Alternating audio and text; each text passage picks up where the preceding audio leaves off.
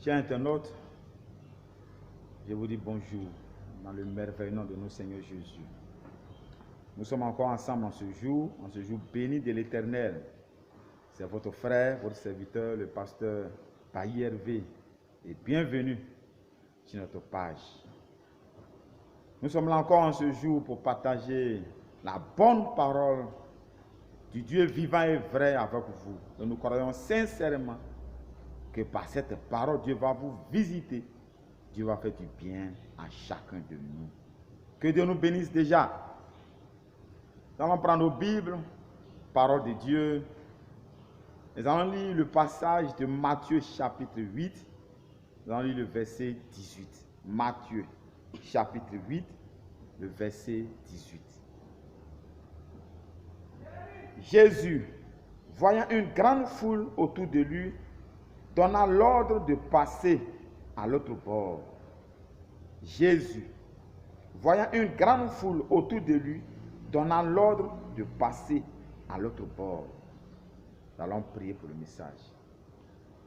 Sois loué, Père éternel, Maître de l'œuvre. Viens et par moi, parle-nous au nom de Jésus. Amen. Ce passage nous dit, Jésus, voyant une grande foule autour de lui, donnant l'ordre de passer à l'autre bord. Le thème du message, oui, ce message a comme thème le désir de la foule et le désir de Dieu. Je reprends. Le désir de la foule et le désir de Dieu. La foule ici parle de ceux qui étaient autour de Jésus, de ceux qui ont été témoins de ce qui a été fait en ce lieu, de ce que Jésus a fait en ce lieu, des guérisons, des délivrances que Jésus a opérées en ce lieu. La foule, c'est ceux qui étaient là quand ces choses se passaient, quand la puissance de Dieu se démontrait. Le désir de la foule parle de ce que veut la foule, de ses aspirations, de sa volonté. Je disais, le thème du message, c'est le désir de la foule et le désir de Dieu. Je disais que la foule parle de ceux qui sont autour de Jésus, de ceux qui étaient là quand Jésus opérait les guérisons, Jésus opérait les miracles. Je disais que le désir de la foule parle de ce que veut la foule, de ses aspirations, de sa volonté. Quant à Dieu, le désir de Dieu parle de ce que Dieu veut, de sa volonté, de ce que Dieu espère, de ce que Dieu souhaite, de ce que Dieu estime être juste, estime être bon.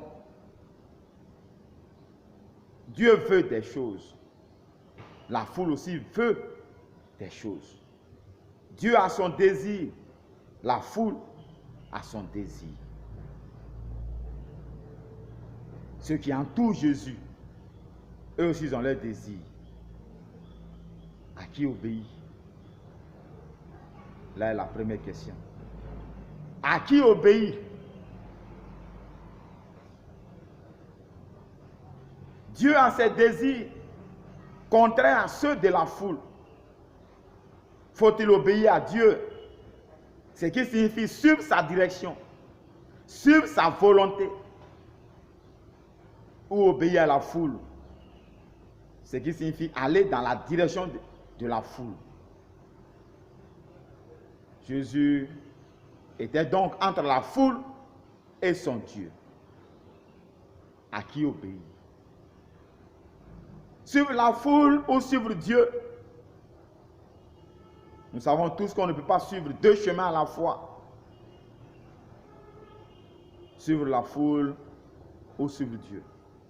On ne peut satisfaire Dieu et la foule. Il nous faut choisir. Le désir de la foule était que Jésus reste là. Que Jésus reste là pour faire des miracles et des guérisons. Que Jésus n'aille pas ailleurs. Que Jésus reste avec elle. Oui, la foule voulait que Jésus reste avec elle. Jésus reste là pour plus de miracles, pour plus de guérisons. Que Jésus reste là. La volonté ou le désir de Dieu était que Jésus aille ailleurs. Que Jésus aille ailleurs pour faire là-bas ce qu'il a fait ici, ce qu'il a fait en ce lieu. Que Jésus aille en un autre lieu pour démontrer la toute-puissance de Dieu en d'autres lieux. Pour faire voir de quoi Dieu est capable en d'autres lieux. Beaucoup ont besoin de Jésus. Ce n'était pas ceux de ce lieu seulement qui avaient besoin de lui. En d'autres lieux ou ailleurs, les gens souffraient. Il fallait que Jésus s'y rende pour aussi guérir, pour aussi soulager. Pour aussi s'occuper de ces personnes en détresse. C'était là la volonté de Dieu. C'était là le désir de Dieu. Que Jésus aille ailleurs.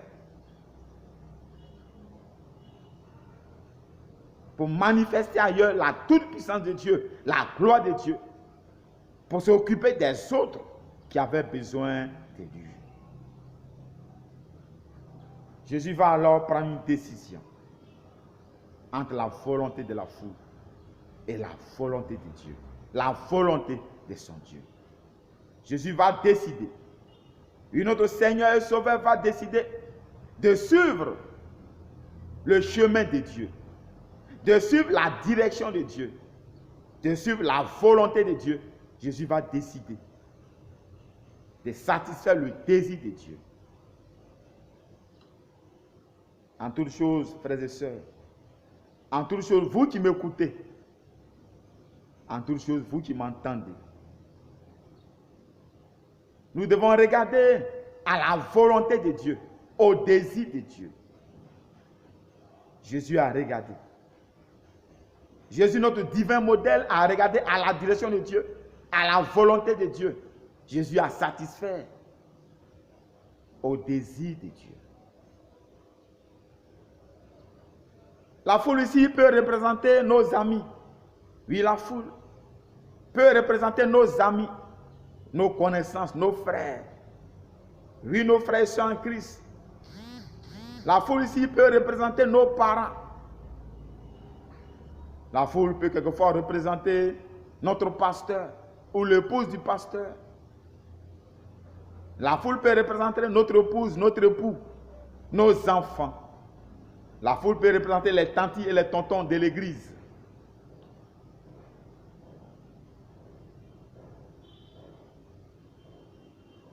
Qui satisfait la volonté de Dieu ou la volonté de la foule? Oui, Jésus était entre la foule, entre la volonté de la foule et la volonté de son Dieu. Faut-il satisfaire la foule? Faut-il satisfaire notre Dieu? Je nous encourage, frères et sœurs. J'encourage chacun de nous, en toute chose, à satisfaire la volonté de Dieu, le désir de Dieu, à faire ce que Dieu veut. Choisis, mon frère, ma soeur. Choisis la volonté de Dieu. Sur la direction de Dieu, fais ce que Dieu veut. Il y a ce que tes amis veulent. Il y a ce que tes connaissances te conseillent. Il y a ce que ton épouse veut, ton époux veut. Il y a ce que tes parents te demandent de faire. Ton pasteur veut quelque chose. Mais est-ce que c'est ce que Dieu veut aussi? Ton époux, ton épouse a son désir. Mais est-ce que c'est là le désir de Dieu? ta tante, ton tonton de l'église, a son désir. Tu as communiqué sa volonté, son désir. Mais est-ce que c'est là le désir de Dieu? Est-ce que c'est là la volonté de Dieu?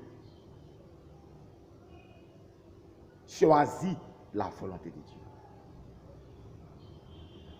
La volonté de Dieu garantit le succès. La volonté de Dieu garantit la réussite. La volonté de Dieu garantit la vie.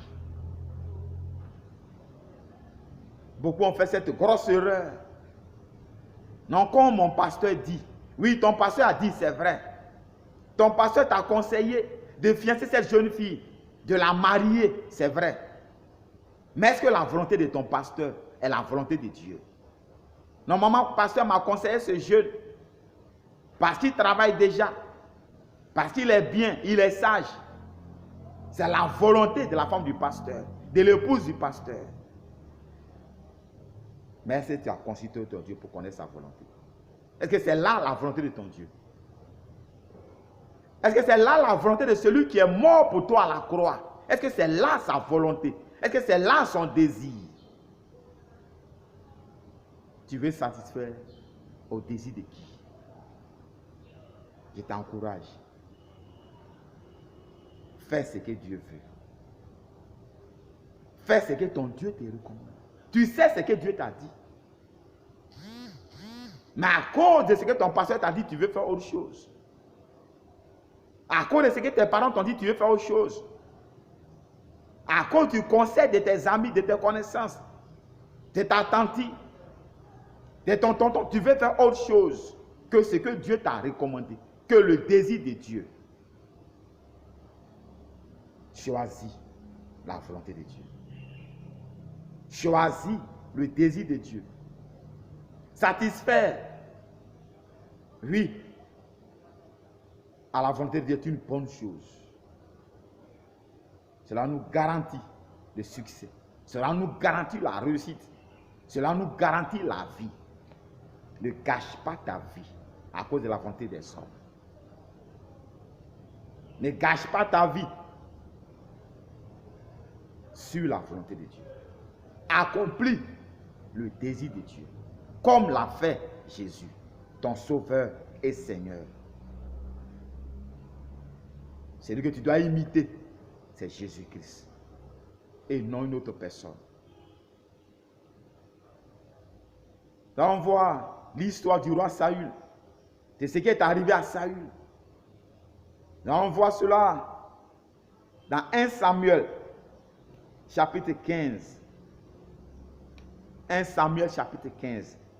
Nous allons d'abord lire le verset 1 à 3. 1 Samuel, chapitre 15, verset 1 à 3. Samuel dit à Saül, c'est moi que l'Éternel a envoyé pour toindre roi sur son peuple, sur Israël. Écoute donc ce que dit l'Éternel.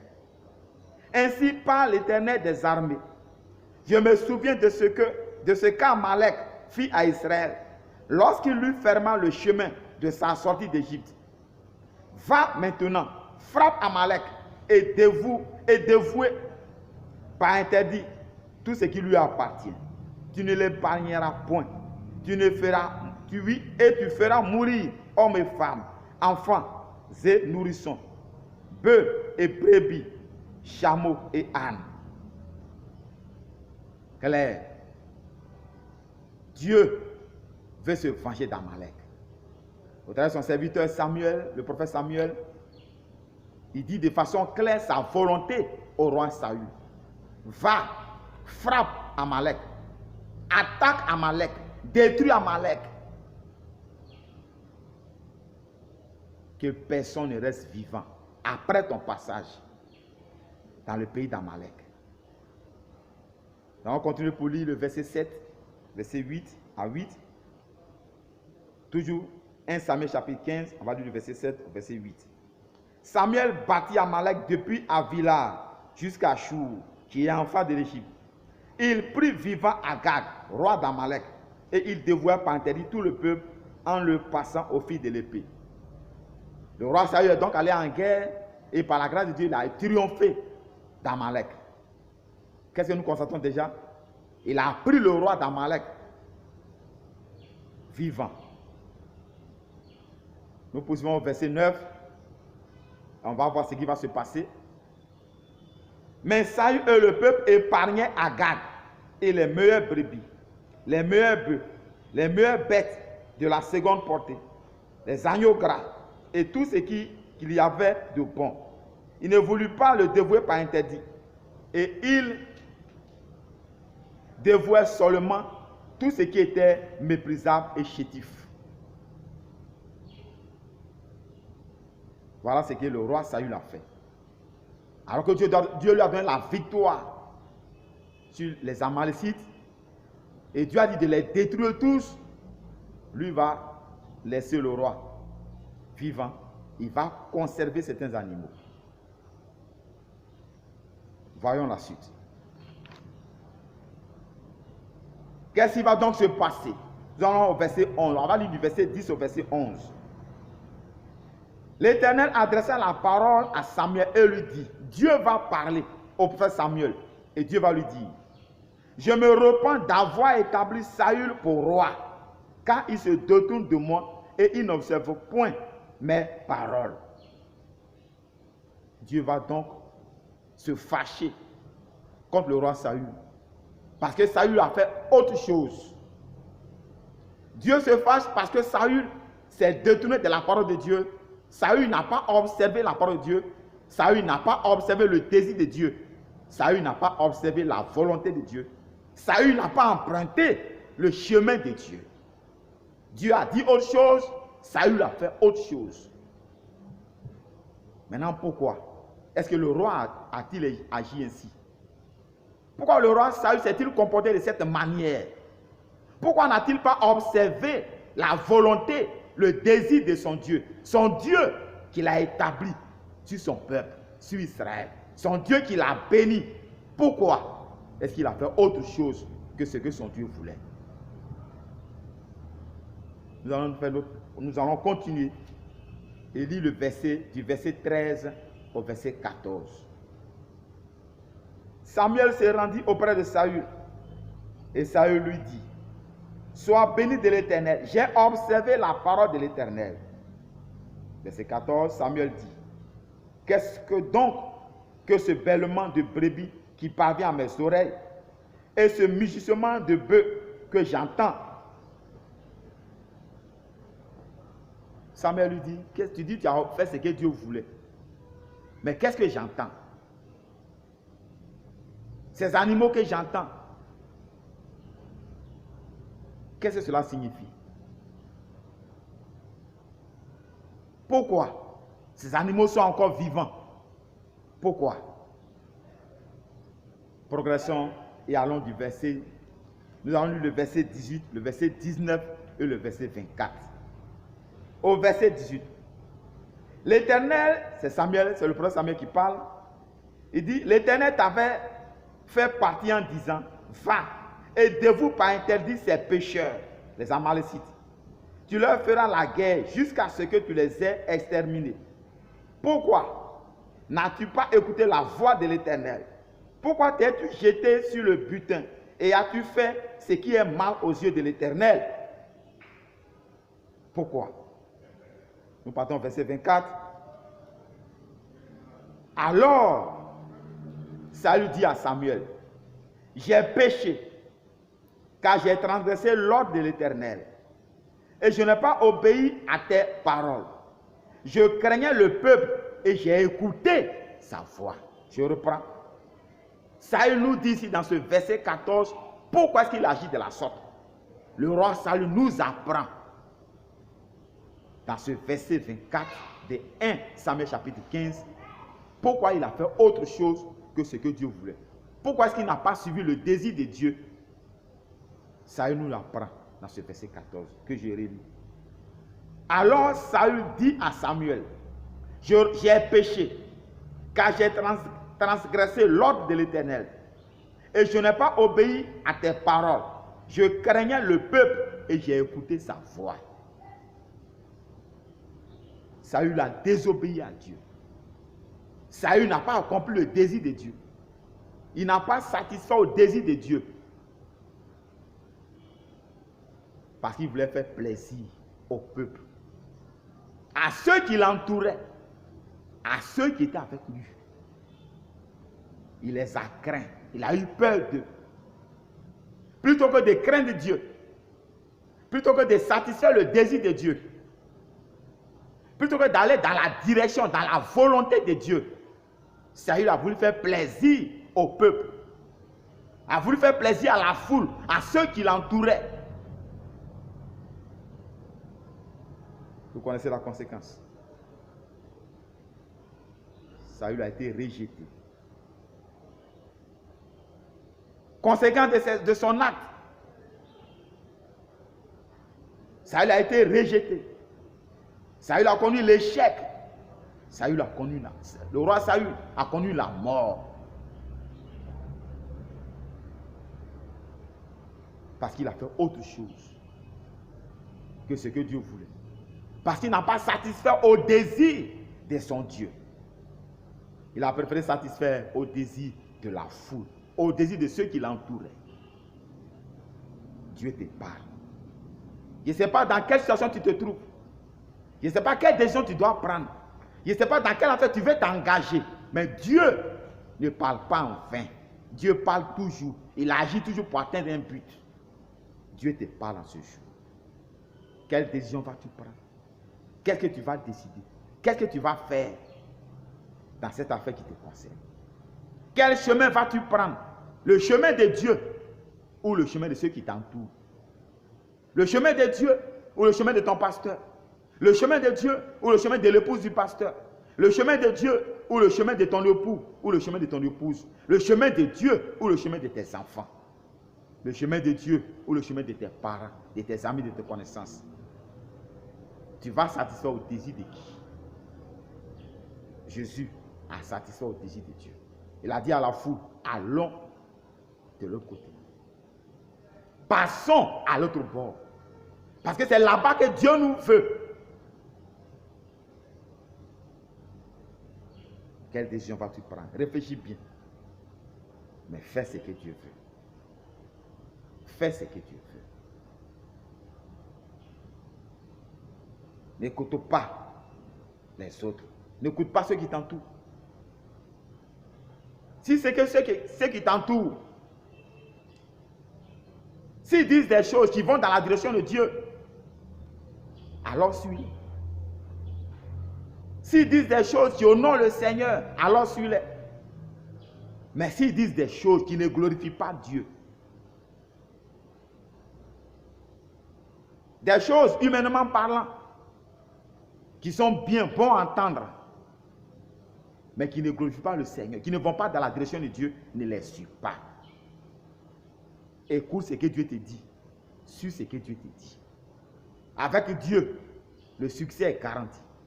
Avec Dieu, la réussite est garantie. Avec Dieu, tu as la vie. Ne fais pas ce qui est contraire au désir de ton Dieu.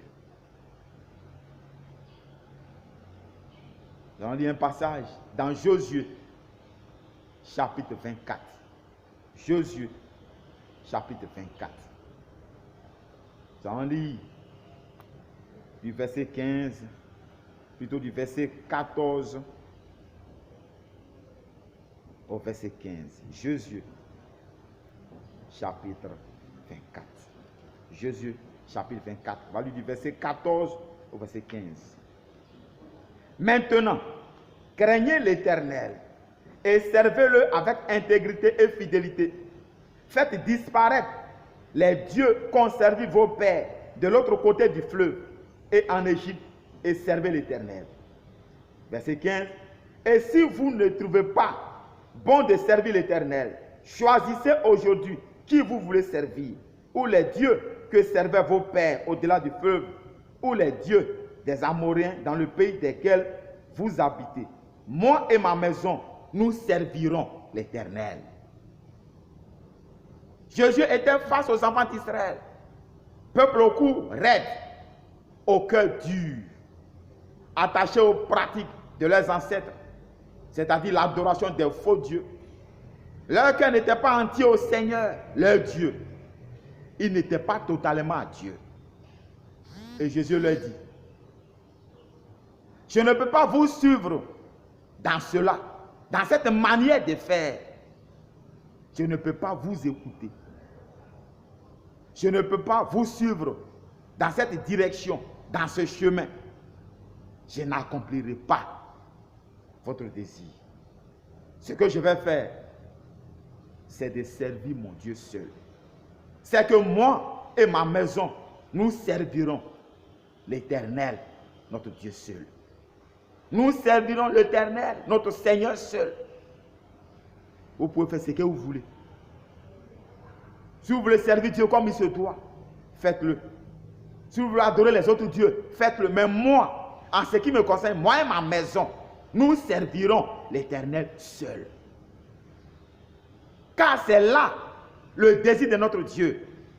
C'est là le chemin de notre Dieu. C'est ce que notre Dieu veut. Frère, que dit pour terminer ce message? Que te dit, ma soeur? Que vous dit, peuple de Dieu? Suivez la voie de Dieu. Suivons le chemin de Dieu. Suivons le désir de Dieu. Quel que soit ce que cela va nous coûter, suivons le désir de Dieu. Car au bout se trouve l'approbation de Dieu, la bénédiction de Dieu.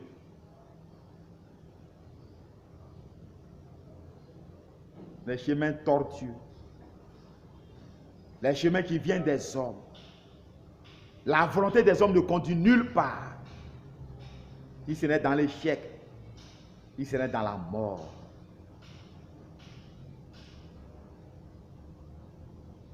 Beaucoup ont suivi la direction des hommes. Beaucoup ont suivi le désir des hommes. Mais aujourd'hui, c'est le malheur, c'est la souffrance. D'autres ont déjà connu la mort pour avoir suivi la direction des hommes, pour avoir suivi le désir des hommes. Donc Dieu veut t'éviter cela. Dieu veut te sauver de la déchéance. Parce que le chemin que tu es en train de prendre, ou le chemin que tu veux prendre, va te conduire dans la déchéance. Apparemment, ce qu'on te dit est bon. Apparemment, le chemin qu'on te dit est bien. Mais parce que ce chemin n'est pas de Dieu, ce chemin ne te conduira nulle part. Ce chemin te conduira dans la mort, dans la honte. Difficile soit-il, sur le chemin de Dieu. Dieu saura te guider. Dieu saura t'aider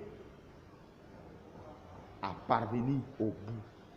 Car au bout du désir de Dieu, car au bout du chemin de Dieu, se trouve ta paix, se trouve ta joie, se trouve ta bénédiction.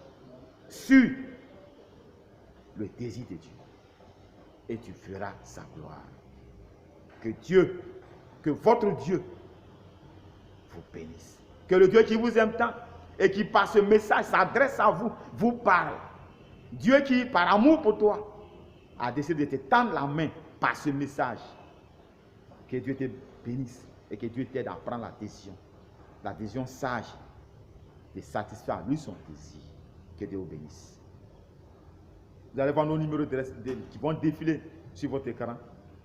Vous pouvez noter ces numéros et nous appeler pour des suggestions, pour des encouragements, en tout cas pour autre chose. Que Dieu vous bénisse encore. Amen.